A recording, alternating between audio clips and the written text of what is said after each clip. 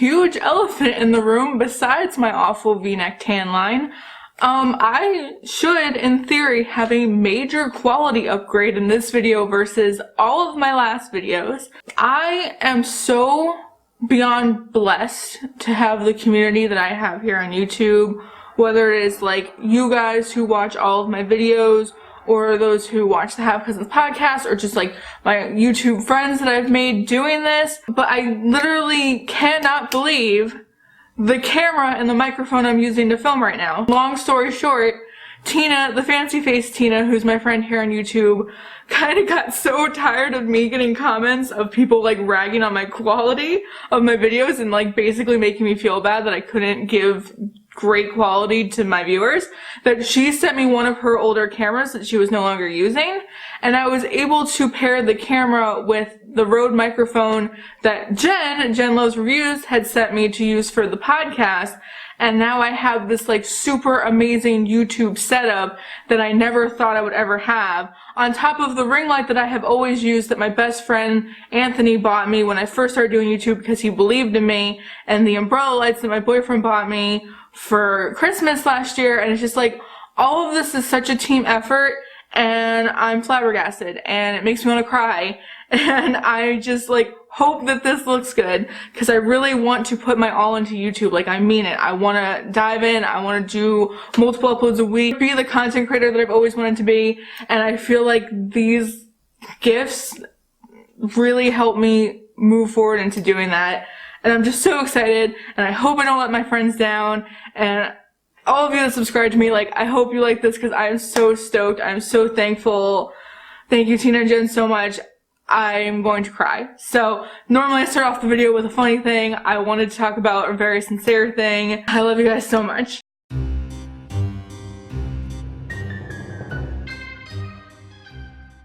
Hi guys, my name is Lacey of Smokey Glow and Fat Hips, and welcome back to my YouTube channel. I'm freaking out because, in my mind, the weather kind of kicked it down 5 degrees, so my mind told me that it was now fall. I've been consuming all of the spooky things and watching a lot of like ghost things on YouTube, and now every noise I hear, I'm like, the place is haunted, oh my god. So if I'm chumpy, that's why. Like I said in my little intro, my quality should be light years better right now. This isn't perfected. I'm still messing around with like shutter speed, camera settings, shooting mode, exposure, light, balance, autofocus, all of that crap.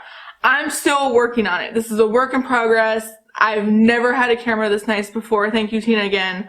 But we're experimenting. I wanted to ease into this quality with like a nice, simple, easy video. So I'm going to be doing a tag video for you guys today. I love doing tags. I think they're so fun. I love hearing everybody's different answers that happen in tags. And specifically, whenever my friends do a tag, I have to immediately steal it. I wanted to film in the daylight so badly, but I just like woke up 2 hours too late, and now it's definitely gonna thunderstorm any second. So it's very dark in here. I apologize. I'm trying my best. Today, I'm going to be doing the Boujee Beauty Guru tag, which was started by agapelovegirl here on YouTube, and then I saw Abby Williamson and Smokey Glow do it, and I always steal tags once I see that my friends have done them.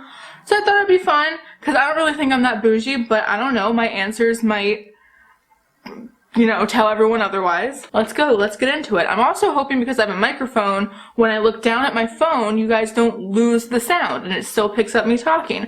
This is exciting. Question number 1. Would you rather buy one expensive / luxury item or buy several items with the same amount of money? I am all about the bang for your buck. I'm all about like a good haul. I know I just posted an anti-haul, but my little slogan that I'm going to start using on this channel going forward is loving makeup while still being critical of it. So if you're new here, you found me through my anti-haul.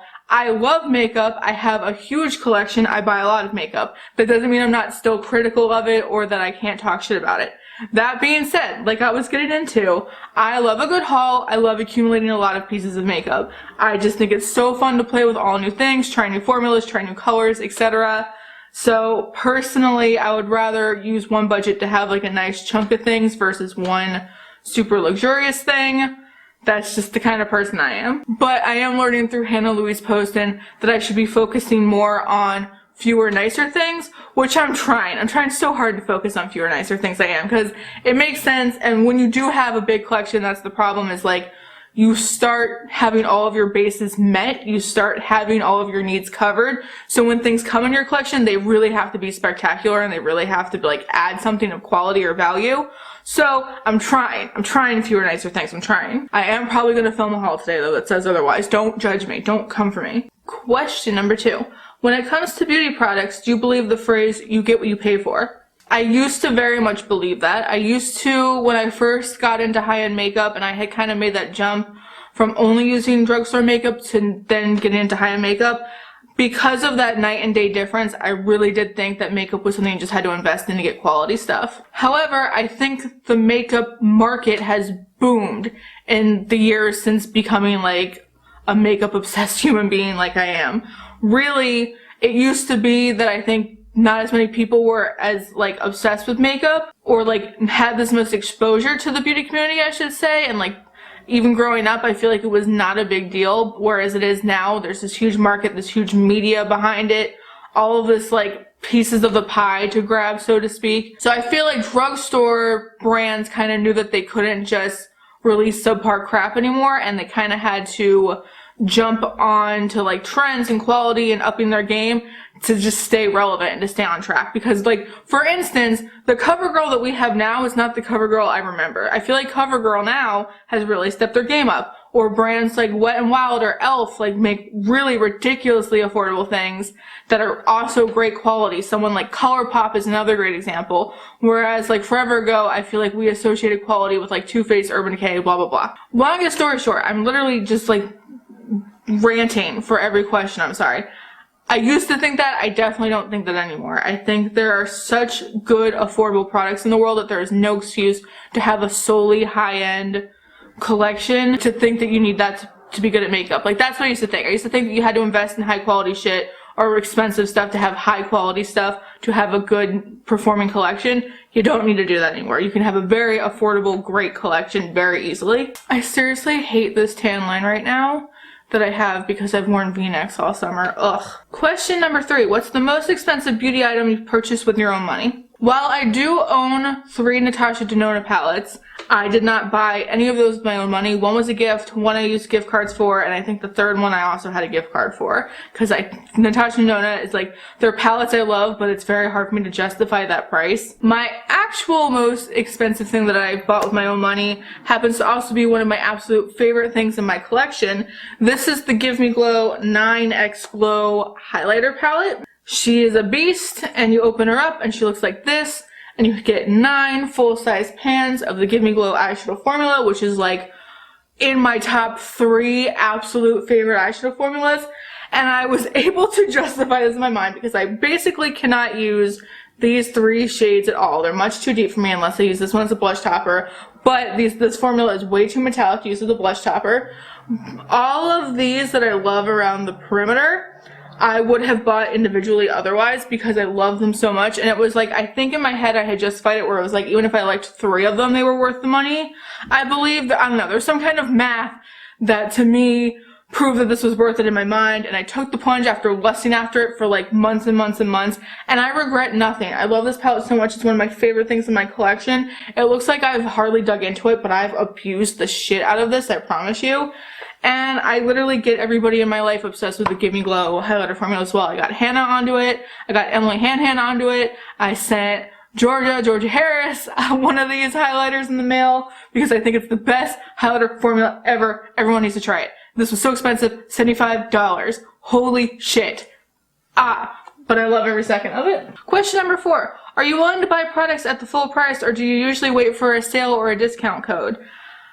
If I know it is something that will go on sale, or it is not something that I'm like, I need this right now, like if I feel kind of casual about it, like I want it, but I'll get it when it's on sale, then I'll wait for it to go on sale. If it's something that's so exciting that I want to play with right away, that I want to like put on my face as soon as possible, then I will buy it full price because I have justified in my mind that it's worth the full price. But there's a lot of things in this world that I just know go on sale. Like for instance, I used to be obsessed with the Dermablend loose setting powder. That powder always goes on sale during the Ulta 21 Days of Beauty. So I would always get it half price because I always knew it was half price. Like I knew that that sale was there. But like things I'm really excited for, indie makeup releases, things like that, I'll just buy right away because they're worth the full price to me. Does that make sense? Getting things on sale though, obviously who doesn't love that? And especially me, I am an avid Ulta shopper and I always try to shop on Ulta strategically when it's like bonus point time, or I use my Ulta card and then pay it off because you get more points when you use the Ulta card. So I'm like the queen of accumulating Ulta points and I love applying my Ulta points to things that I don't want to pay full price for. Love it so much. Question number 5. Where do you shop for beauty products the most? I kind of just answered that question. I absolutely love Ulta. I think their point system, chef kiss. I love that you earn money back. It's the best case scenario for makeup I'd be buying anyway. Whereas something like Sephora, let's say, and you get those bullshit little samples, don't even get me started. The times that you're rewarded for shopping at Sephora, like the sale that just happened, the Beauty Insider sale that happens twice, now 3 times a year, maybe 4 allegedly, supposedly, don't get me started. I feel like the 20% off is like nice and all, but Ulta frequently throws 20% off coupons at avid shoppers. Their point system, you get a point for every dollar you spend. $100, you get $3.50 back, but then it just keeps multiplying upwards as you get more and more points back. And when you shop at those like 5 times point times things, like I said earlier, like I've like shopped for things I was gonna buy and then gotten like $20 back because of just like the timing that I've shopped. I love it so much. I love Ulta so much. Not sponsored, wish I was though. Ulta, hit me up because I believe in your point system. I believe in your discounts. That and like, I like a lot of indie makeup obviously, and that you can only really get from the direct seller. So it's either direct sellers if they're not in Ulta or Sephora, Ulta if they exist in both Ulta and Sephora, and then Sephora if they don't exist anywhere else but Sephora. That's like my hierarchy of where I will shop. I think this is my last year being Rouge for Sephora actually, because I just don't like to shop there anymore. I much prefer Ulta, and Ulta keeps picking up these indie brands and stuff. I don't know. I probably will be Rouge next year, but I don't know. I think the last time I checked I was like not even close, and that's kind of actually refreshing. Oh, I totally missed something for question 4 because part of it was, do I wait for a discount code? I always use discount codes if I can find them. So jumping back to question 4, like I know a couple people always have discount codes no matter what, like Tremood, Dupe That always have fucking discount codes for everything. It just saves me money. So if I'll throw a code in there if I can find one, love me a good discount code. Especially when they're disclosed correctly, who cares? Now, on the appropriate question, question 6, how often do you get your nails or hair done?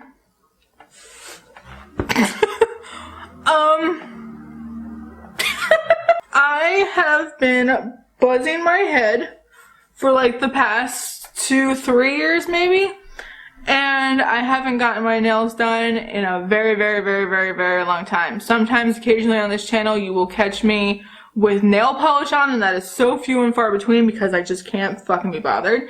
I cut my own hair and I dye it. I haven't put dye in it all summer. Normally I just dye it black with the cheapest dye that I can get my hands on. And sometimes I paint my nails when I feel like it, but not normally. And that is because once upon a time, I used to get my nails done every 2 weeks like clockwork, had the gaudiest acrylic long nails. I would get like bows and diamonds and like crazy ass colors on them. Obnoxious. But then I went back to school to study geology and physical anthropology. And when you study those two things and you're in the field and you're hiking and you're climbing onto rocks and mountains and you're digging in the dirt, it did not make logistical sense for me to get my nails done. So I started to let that go. And now I just kind of never picked it back up. I don't know. I think if I was in a place where I had like an absorbent amount of extra money in my life, I would probably think about it. But I'm just kind of have gotten out of the habit of not having nails, so I don't really miss them. Plus, like, I'm so extra as it is. Like, I have the facial piercings, the makeup, the hat, the jewelry. Like, I don't know. Would nails be too much at this point, or would it just blend into the ridiculousness? I don't know. I am interested in getting press-on nails because according to Tina the Fancy Face and Hannah Louise Post and Hannah, apparently press-on nails have stepped their game up since I was a child, so I'm very curious to get into press-on nails. I think that would be like a really good, like a medium kind of place for me to exist. So if you have any press-on nails that you would recommend for me, leave them in the comments below because I'm curious. Question number 7. Do you prefer long or short nails? For like practicality, short nails, but I like the aesthetic of a long nail. So, you know, it just depends. Question number 8. Which makeup brush brand is your favorite? I'm trying to think actually because all of my brushes come from all different places. I have a lot of Morphe brushes despite the fact that I'm not about Morphe right now, but I do stand by the gold collection, like the gilded collection, the one that's in like a gold metal handle. They're wonderful. They're great quality. I think if you're going to buy Morphe brushes, those are the ones that you should go for, or the Elite 2 collection. I also have a lot of BH Cosmetic brushes because they sell them in sets and they're incredibly affordable. And I think the quality is on par with those Morphe brushes, honestly. I also have a lot of Real Techniques brushes for the face. I love Real Technique brushes. I have some Sephora collection brushes I really love. Yeah, that's really it. I really kind of just accumulate like middle ground brushes wherever you go because I fully will never believe in a million years that spending $35 on a blending brush is going to change my life that deeply. I really don't. I really cannot be convinced that that's the case. If you want to tell me that that's the case, I'm listening, like go ahead, but I seriously cannot justify in my mind spending absorbent amounts of money on brushes because personally I'd rather that money go into trying new different makeup products and things like that. That's just me. Question number 9. High-end or drugstore mascara? Oh, drugstore right away. Hold on a second. Here we go. 2 favorite mascaras of life are the Essence Lash Princess Mascara. I believe this is like $4 at most, and very frequently at Ulta, Essence is like buy one get one half off. So if you get 2, they're 25 off each. Love them. I love all the variations of this one. The pink tube, the purple tube, the classic green tube. Obsessed. And then this is actually the more pricier mascara I love. It's the ColourPop Volumizing BFF Mascara, but I only really like it in the white one for the lower lash line thing that I've been doing lately. The black one kind of sucks. This is an investment because it's $8, and like that sounds ridiculous, but like literally I do not like spending a lot of money on mascara because I just dropped it. Did you see that? Because you're supposed to throw them out so often. So like why would I buy, like I love the Too Faced Better Than Sex mascara. I absolutely love that mascara, but I've never actually bought it myself. I've only ever like gotten it in sets or as a sample or whatever because it's just not worth it to me. I wear glasses. I want my lashes to be spidery as fuck, which is not a look that a lot of people go for. I clump it on and I layer it on, but this mascara is amazing. $3.50. I think it's like $4 at most. Love this mascara. Question number 10. Think of your favorite makeup brand. Is it drugstore, high-end, luxury, or indie? All of the above. I don't really have one favorite brand because I have so many things. I'm still holding the mascaras. I don't really have one favorite brand because I love so many things from so many brands. Like I just raved about Give Me Glow Cosmetics. I'm so obsessed with their highlighter formula. I'm so obsessed with like their eyeshadows. But then I also really love ColourPop, and I think they're really innovative and release really good things at good quality. I don't know, there's so much good stuff. All of the above. Like ABH makes a lot of good stuff that I like. I tend to really support them, but like I don't know, I wouldn't consider any of them my favorites. I love so many brands. And then question number 11. Considering your answer to these questions, do you think you're bougie? Literally no. I'm a girl who likes makeup. I think I make a focus of making makeup like a priority in my life and like really loving to do a full face, really loving to buy makeup, really loving to check out new brands and stuff. But I don't think I'm quite like get my hair and nails done, buy brand new clothes, only expensive everything. Like I'm really not that person. I just really love collecting makeup in all shapes and forms and sizes and prices. For instance, Michelle Wong gifted me a Chanel bronzer and I wanted to cry because I don't consider myself like a Chanel person. It's just not me. I own like one perfume. I go through one bottle of nail polish until it's done. I don't have like a designer purse, which I'm actually going to talk about in another video, but like makeup is my vice. It's the thing that I treat myself with. I don't buy clothes very often even. I always get questions of where I buy my clothes. This summer was the first time that I really treated myself to new clothes from TJ Maxx. Before then, it was like whatever retail store I worked for, I would just buy clothes there, like Target, or I worked at Kohl's, or I worked at Fashion Bug, if you remember Fashion Bug. I am so not a bougie person. Makeup is my vice. It's what I put all my money into, that and plans. I don't think I'm bougie. Do you disagree? Am I bougie? Let me know. And with that, the time on the camera is blinking. I don't know what that means. I gotta figure that out.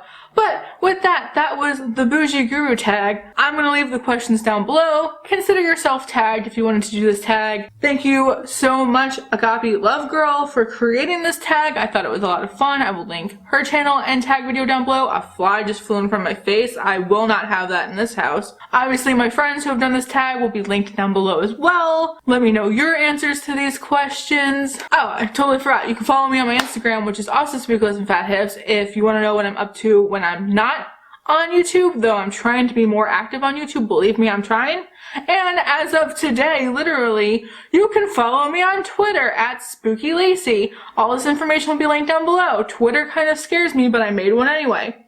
We'll see how that goes. But yeah, that's all I have to say. Thank you guys so much for watching this video, and I will see you all in the next one. Bye, guys!